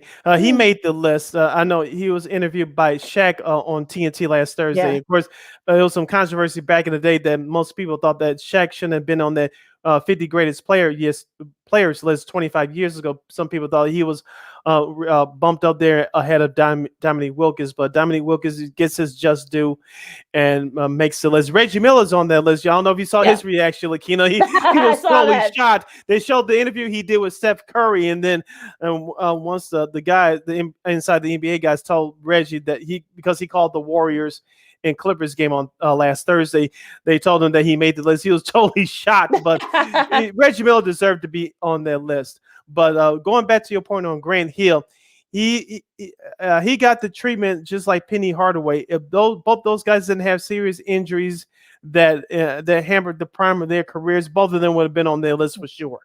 Yeah, because Grant Hill was the next Scottie Pippen in terms of being the point forward. Now, he did not have the defensive skills like Scottie did, but Grant Hill was the next person in line to be the next point forward. Yeah. And of course, Penny Hardaway was on his way to be perhaps the second greatest point guard of all time if it wasn't for his injuries. And then, of course, Shaq leaving to go to Los Angeles. But Penny Hardaway was on his way to being the next best point guard. Yeah, I feel like if they not both have not got injured, they both would have made this list. Also, too, Steve Nash, Dirk Nowitzki, Hakeem, Shaq, of course, James Worthy, of course, Bill Walton, Isaiah Thomas. And yeah, so if you want the full list, I'm sure you can find it somewhere on the internet. Paul Pierce also made the list as well, Rick Barry. So a nice little mixture of older players and more modern day and guys that are still playing. So, nice little mix. I mean, of course, James Harden too also made the list, also KG, Kevin Garnett, and also Jason Kidd. So, and look, I mean, you could probably say that maybe they could have maybe taken out some of those, like those, older school guys, but there was I think they did a nice job of making this list. Yeah, there's not too much you could complain about, but what we do in this sports media, we always like to debate who should have made the list, who should have been taken off, and that's what these leagues like, and so the NBA is no different. So, like you said, I think they did a great job on putting together this list. So it's not too much you can complain about. We had to take our last time out right here on Second City Sports on Chicago. Sid Lakeena here with you. We have a World Series to preview. Lakeena is going to be the Atlanta Braves versus those cheating ass Houston Astros, and we had to talk about another tenant that resides at the United Center. You're listening to say, yes, we do, and I had some stuff to get off my chest. And apparently, some other folks did too via the social media circuit. We'll discuss. You're listening to Second City Sports on Sports Zone Chicago. We'll be right back. AutomotiveMap.com presents the Sports Flash on the Sports Zone Chicago. In Sunday's Major League Baseball action, the Cubs got pounded 9-1 at home against Kansas City. The White Sox shut out on the road 9-0 at Tampa. NFL preseason on Saturday, the Bills hammered the Bears 41-15. Andy Dalton, 11 of 17 passing, 146 yards, a touchdown, and an interception. Justin Fields, 9 of 19 for 80 yards. Head coach Matt Nagy says Dalton remains the Week 1 starter and that Fields is ahead of schedule. When you look at a guy like Justin and you see the things that he's doing, are there some things that he can get better at? Yeah, for sure. That's going to be, we're going to say that 3 years from now. But at the same point in time, for him, there's also things that he's doing better probably than we thought coming into this, which is good too. Like, that's what we want. We want that to happen. Download the free Score app. Lightning fast updates so you never miss a thing. It's why the Score app is one of North America's most popular sports apps. I'm Chuck Sanders. That's the Sports Flash on the Sports Zone Chicago.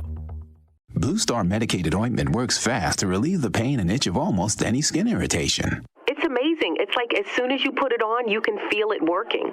We've had Blue Star in the family for years. It works on everything. I love the cooling sensation on my athlete's foot. What a relief for my eczema. Nothing worked on my dry, cracked skin until I tried Blue Star. Blue Star is great for scalp itch. Look for the white box with the blue star in the first aid section. Feel Blue Star work fast or your money back. Want to hear something amazing? Discover matches all the cash back you earn on your credit card at the end of your first year, automatically, dollar for dollar, with no limit on how much you can earn. Extra cash? Come on, how amazing is that?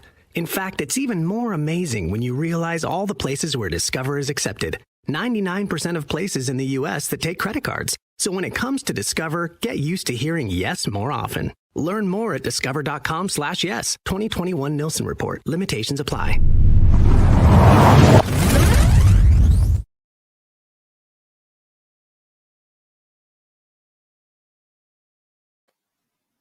Welcome back to Second City Sports Live and in living color right here on Sports Zone. Chicago Sid and Lakeena here with you as we wrap up today's show, the Monday edition of Second City Sports. Lakeena, we have a World Series to preview, which starts tomorrow night in the city of Houston. It will be the Atlanta Braves traveling to Houston to face the Chinas Astros. Of course, the Atlanta Braves learned their lesson from a year ago. They defeated the world champion Los Angeles Dodgers by the score of 4-2 in Atlanta last Saturday in Game 6 of the National League Championship Series. Lakeena, I did watch the last few innings of this game. You thought that the Dodgers had something up their sleeve, but the Atlanta Braves bullpen said, we're shutting this down. We learned our lesson from last year in the bubble, blowing that 3-1 lead. The history did not repeat itself. The Dodgers had a good season, but they came up short, a couple of games short of going back to the World Series. Well, and also too, you wonder though that the injuries, that the Dodgers had, yes, I know that the Braves have had injuries too, but Scherzer was a late scratch, for whatever reason. They didn't have Max Muncy. They didn't, of course, they didn't have Kershaw for a lot of those, for most of the season too, into the playoffs. So I think that kind of killed Justin Turner injury too. Yeah, that definitely did not help. The injury he suffered in Game 5 to kind of keep him in it. So, but congrats to the Braves. And look, I don't think people thought that they'd get this far, especially with some of the injury issues that they had, especially with losing Acuna. But look, I think this will go 6. And I think I know you don't like me to hear this, but I think that the Astros will win this one just because I think they're on a mission. I think they want to win this for Dusty Baker. Of course, if you guys remember the old Milwaukee Braves, you remember Dusty Baker made his debut with the Braves organization back in 71, or it was 1968, I think I should say. So, and also they were playing against the Astros. So there's a little bit of intertwining there. So, look, I think Jordan Alvarez, has 7 hits in the final 2 games, won the MVP, the ALCS MVP, and all by himself basically because the Red Sox only had 5. He's the first ever to out hit the entire opposing team with the final 2 games of MLB postseason series. Also too, you got Kyle Tucker, and look, I don't know if Lance McCullers Jr. will be able to pitch. I haven't heard anything about that, but the pitching actually did step up. So, the bullpen actually was really good. It actually kind of shut down that Red Sox team. So, I'm going to give a slight edge here to the Astros. But again, if the Braves end up winning it, I wouldn't be too shocked. I think the Braves are showing they've got a pretty good, core as well with, Freddie Freeman, Dansby Swanson, and those guys. So it's going to be a very good World Series. I know Fox would have liked if they had the Astros and Dodgers, but the Braves have a pretty solid fan base, so we'll see. Unfortunately, it's going to suck without Ronald Acuna Jr., who's done for a year with a torn ACL. So we wish him the best in his speedy recovery. But I think it's still going to be a pretty competitive World Series. Give credit to Braves manager Brian Snitker. He was under the tutelage of Bobby Cox. He's been in the organization for a long time. He did a heck of a job managing in this NLCS. Like you said, Rosario, who had the NLCS MVP. Shout out to him. Dansby Swanson, who made the final out. And also to He had a couple big game-winning hits in that last series against the Dodgers. He came up big as well. As we say all the time, Lakeena, your superstars have to step up to the plate, but it's those role players that can make make a difference for you. And that's what happened with this Atlanta Braves team so far throughout these playoffs. Is definitely in the NLCS against the Dodgers. Yeah, and I think that's really gonna play a part in this World Series. Look. I mean, both teams have solid pitching. I mean, like they're Mm-hmm. not like the best, but it's still very solid. Pitching core, and look, the hitting is really gonna who's pitching kind of outmaneuver the hitting. Mm-hmm. That's because both these teams can hit, and I think that's going to be the key in this World Series. Who can kind of like muster up the thoughts and the wherewithal to kind of shut down someone's hitting, because I think that's going to be the key. I think the pitching is really going to be the key in this World Series.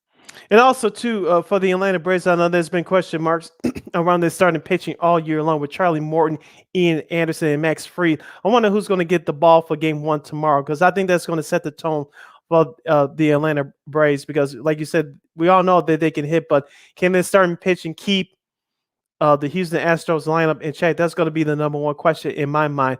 And speaking of role players on the flip side, we talked about him during the series in the ALDS against the White Sox. Kyle Tucker, can he step up on the big stage?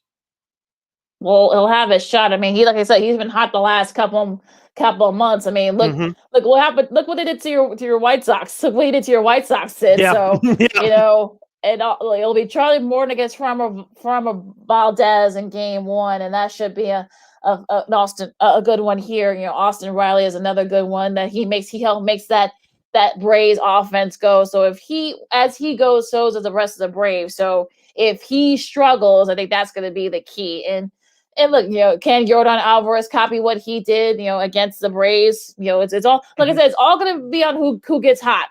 We'll see if if McCullers Jr., we'll see if he'll be able to pitch for them. I think we should find out, later on today. But, like I said, I think it's going to be a good World Series. I don't think it's going to be like a sweep by either team. I think it's going to go 6-9. I have the Astros winning in 6.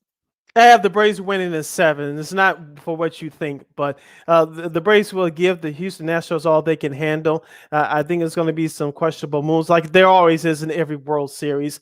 And so I think, like I said, Houston is the better team on paper, but Atlanta's been contributing with their role players all year long, especially with Acuna Jr. being out. And so we'll see who steps up in the World Series, especially offensively for Atlanta. But the key for Atlanta is their starting pitcher. Can they keep that hot Houston Astros lineup in check? That should, like I said, it should be a fun World Series. It should be very fun and entertaining. Like I said before, it's all going to depend on who gets hot. Somebody who could be like the kind of the unsung hero. Who's like that guy that can kind of like sneak in there and probably be a difference maker in the series. Yeah, as we said all the time, it all comes down to clutch hitting and defense, and both these teams are very good defensively. Of course, we saw that with the Astros and with the series against the White Sox. They did it late against the Red Sox in the ALCS. Atlanta, they did it when they needed it most in that NLCS against the Dodgers. So we had to keep those factors in mind as we watch the World Series, which begins tomorrow night. All games will be on Fox TV here in the States. For the first 2 games will be in Houston starting tomorrow night. And Wednesday, all games will start at 7 p.m. Central Standard Time. And the first 2 games will be in Houston. Of course, over the weekend, Friday through Sunday, those middle 3 games will be in Atlanta for games 3, 4, and if necessary, game 5 next Sunday night. Of course, next Tuesday and Wednesday will be games 6 and 7 back in Houston if necessary.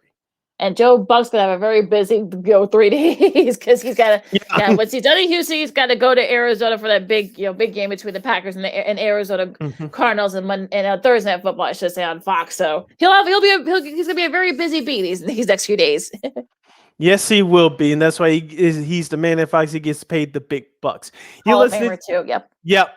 You're listening to Second City Sports live and in living color, along with Lakeena McGee. I am Sydney Brown. You're listening to us on Sports Zone Chicago. Lakeena, we still have a few minutes left for our show. Let's talk about the other tenant at the United Center, and that's the Chicago Blackhawks. Of course, Lakeena taking a page out of my playbook, representing the Hawks fans. Yes, the Blackhawks are now 0-5-1 to start the 2021-22 season. They dropped another game at home, this time to the Detroit Dead Wings by the score of 6-3. Lakeena, watching that game last night for the first time from start to finish, Of course, they were without Patrick Kane because of he's in COVID protocol. And of course, assistant coach Mark Crawford was in. He's still in protocol. Protocol too, yeah. He's in protocol too, yeah. Yeah, and Lakeena, I was listening to our guy Jason Waski, friend of the show. He's now with the WBBM now in their podcasting department.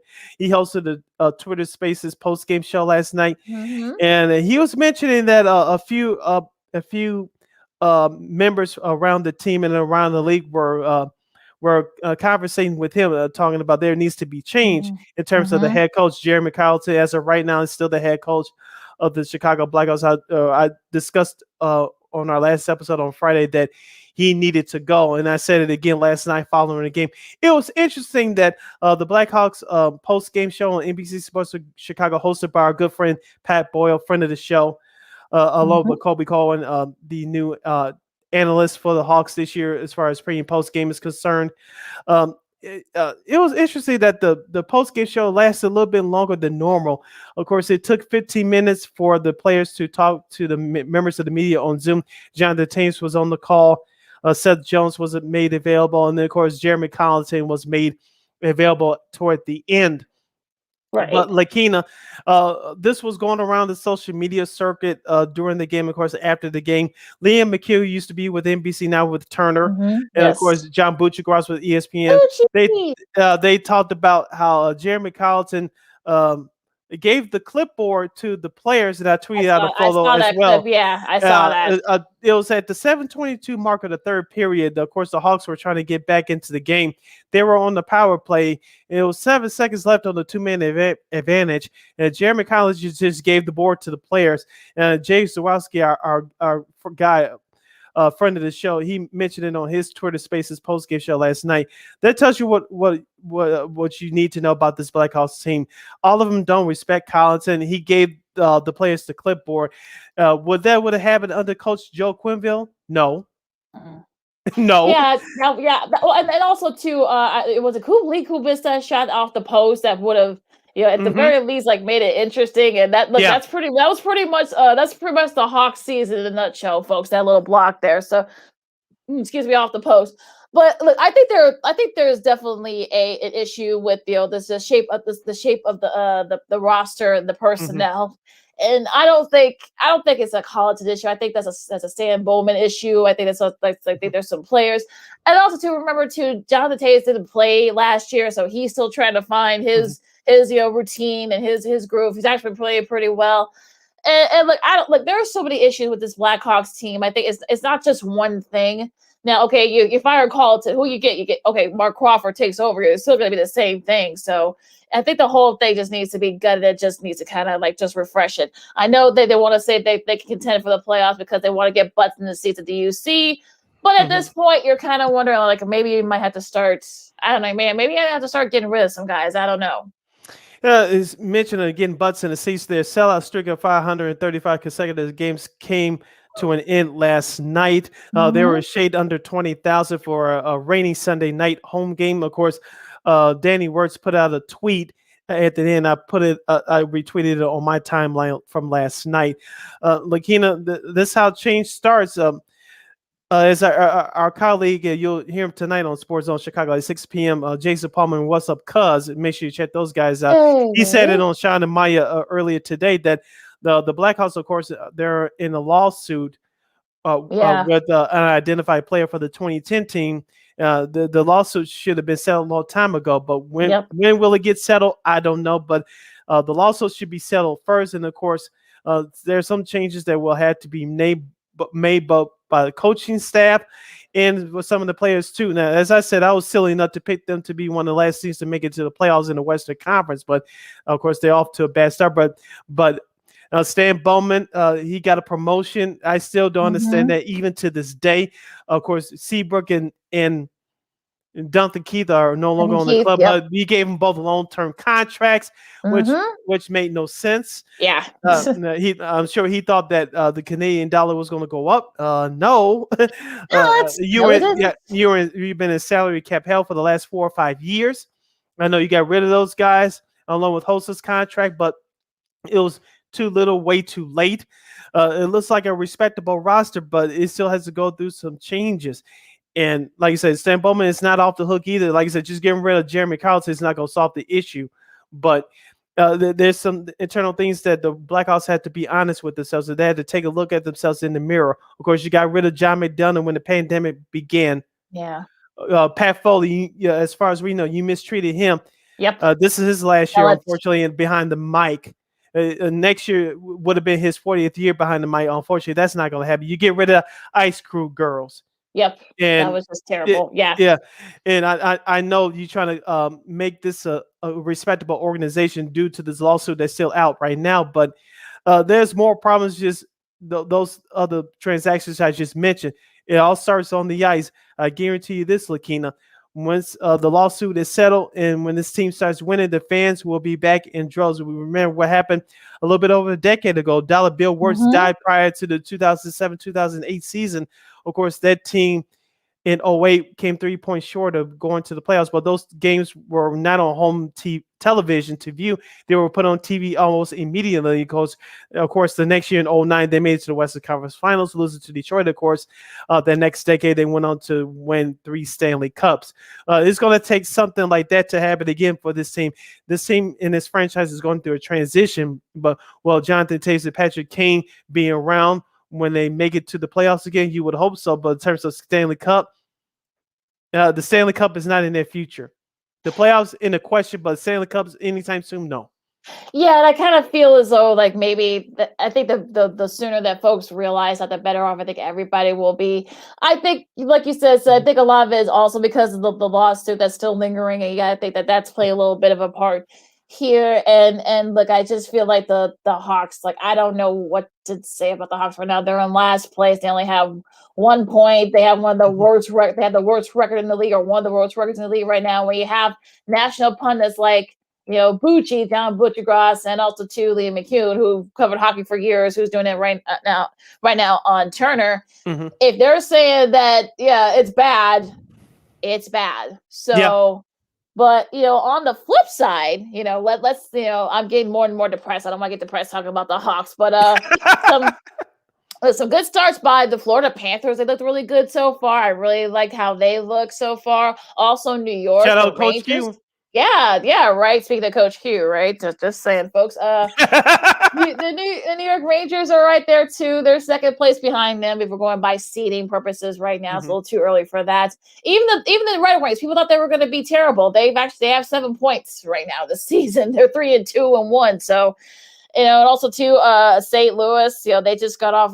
They won a Stanley Cup, a couple of years ago. They're at 8 points. Edmonton's at 10 points as well. They have the second best record along with those Florida Panthers. So Connor McDavid, he's on fire right now. I know. He definitely wants that. He wants that Stanley Cup. I mean, after what happened last year, they've got the team to do it now too. So we'll see if they can go far. But So the Blackhawks. But you know what? Hockey overall, especially since the Rays have been really good for both the ESPN and Turner telecasts. I think you're in a pretty good spot if you're hockey right now. Yeah, speaking of ratings, Lakeena, I did check out the Seattle Kraken's home opener last Saturday via my computer. It was made available to folks here in America on ESPN Plus. Of course, you guys in Canada saw it on Hockey Night in Canada. Of course, Vancouver won 4-2. But Lakeena, I think I saw this on social media last night. Pat Foley made a comment on the air that the Seattle's home opener was not made available for everybody to see. Like I mentioned, it was on ESPN Plus, or if you had NHL Center Ice, it was made available to you there. But the great folks in Seattle couldn't watch their team play for free on basic cable. Right. Last Saturday, that made no sense to me. The NHL definitely dropped the ball here. If you're trying to get a city like Seattle, which is a very sports hungry team, they're a very loyal fan base. You're going to see it's not a Century Lake Field against, with the Seahawks against the Saints. Even though Russell Wilson's not there, people will come into the stadium and watch the Seahawks. Play the post the Saints. Look, they've been wanting an NHL team for a while, and the fact that you didn't make the game available, you blacked it out. Really? Yeah. That's not a good way to grow your support, y'all. Come on, NHL, you're better than that. Do better, I should say. Yeah, like I said, their home television market is Root Sports, and John Forrestland, as I mentioned, he's a good friend of the Dean Davis show for back in the day. He's their lead announcer. He should have been the one on the call for their local broadcast. I know Steve Levy and I forgot who was Ray Ferraro was on the call for ESPN Plus, but John Forrestland should have been on the call locally for Root Sports in Seattle. Those Seattle fans, they were rowdy, they were hungry, and they were energized, but to have the game not available in your home market for the home opener, that made no sense to me. So the NHL dropped the ball there. Especially if you're trying to grow the sport, this is not the way to do it. Don't exactly make your games. Look, we know here in Chicago, not having to see our the Blackhawks at home for years, so exactly you don't want to go on the wrong foot of that with Seattle. So do better, NHL. Yes, do better, especially now with you have a better contract for national games with ESPN and Turner. You're doing good so far, but the way you handled this Seattle Kraken home opener not being made available to those fans in the local market, that made no sense. So, like you said, NHL do better, do better. Lakeena, what are you looking forward to this week as we close up the show? We have about less than a minute left. Some of the NBA games, like we talked about a few minutes ago. I think some of those games. I think we got a couple of weeks before we can kind of make a big, gander on who's for real and who isn't. I think people should just, kind of wait out and see. I think people are kind of freaking out for not. I don't want to say if people are freaking out for nothing, but I think people should just chill for a second. Come on. Let's see what else. Excuse me. Look, some of the NHL matchups look really good. I mean, the Flames and the Rangers tonight on ESPN Plus. I'll try to check that out via my laptop. Yeah, right. Via my laptop should be that should be a good one. Also, Toronto and Carolina. That should be a pretty good one as well. And I know there's some soccer. There's some soccer matchups that I like to see. So. And it also look, basketball is going to come up in a couple of weeks. Kofi Copper has made the preseason All-American list. So. Definitely college football, college hoops in a couple of weeks. Yep. We're not too far from that. So hopefully we'll get some exciting local college basketball around here, not just Illinois, but hopefully Northwestern, maybe Loyola. Maybe we'll see. Maybe hopefully Lucas Williamson is back there, so and they're still looking. Remember they got Denzel Valentine's older brother now coaching them, so we'll see how he does.